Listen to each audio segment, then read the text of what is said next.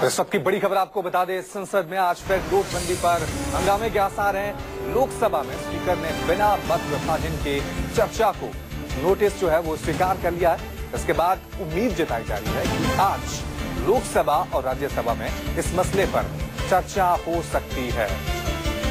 चलिए इस खबर पर और ज्यादा जानकारी के लिए सीधा रुख करते हैं हमारे संवाददाता अमित का। अमित, बताएं क्या कुछ अपडेट आपके पास? देखिए, ये तय करना था लोकसभा स्पीकर को कि किस नियम के तहत ये चर्चा होगी डिमोनेटाइजेशन को लेकर। हालांकि विपक्ष लगातार ये मांग कर रहा था कि जो भी हो, किसी भी नियम पे हो, लेकिन उसमें मत विभाजन हो, उसमें वोटिंग हो।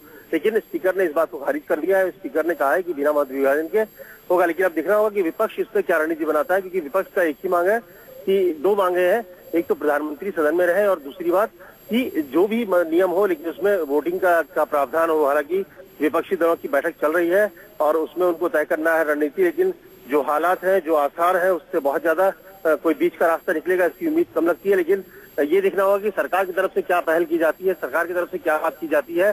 क्या आज कोशिश, हालांकि सरकार की तरफ से ये इंडिकेशन आ रहे हैं कि वो नए सिरे से एक बार कोशिश करेगी विपक्ष को मनाने की, विपक्ष के साथ एक बार फिर बातचीत करने की कोशिश करेगी। लेकिन अभी तक अगर देखें तो स्टेटस को मेंटेन है कि विपक्ष अपनी उन दो मांगों को लेकर की चर्चा हो तो मत विभाजन के साथ हो और प्रधानमंत्री सदन में मौजूद रहे जब तक चर्चा चलते रहे। तो अब देखना होगा कि आगे जो मीटिंग चल रही है वो खत्म होती है तो उसमें क्या रणनीति निकलती है। क्या विपक्ष इस बात को लेकर तैयार है कि चर्चा बिना मत विभाजन के उस पर शुरू किया जाए या नहीं किया जाए। तो चांस अभी तक जो संभावनाएं दिख रहे हैं, ऐसे में आसार जो है वो हंगामे के ज्यादा है और स्मूथ फंक्शनिंग हो पाए इसकी उम्मीद कम लग रही है। अमित, बड़ा सवाल ये भी है कि विपक्ष लगातार मांग कर रहा है कि प्रधानमंत्री मोदी सदन में मौजूद हों और वो अपना बयान दें। तो आज कुछ आसार ऐसे नजर आ रहे हैं?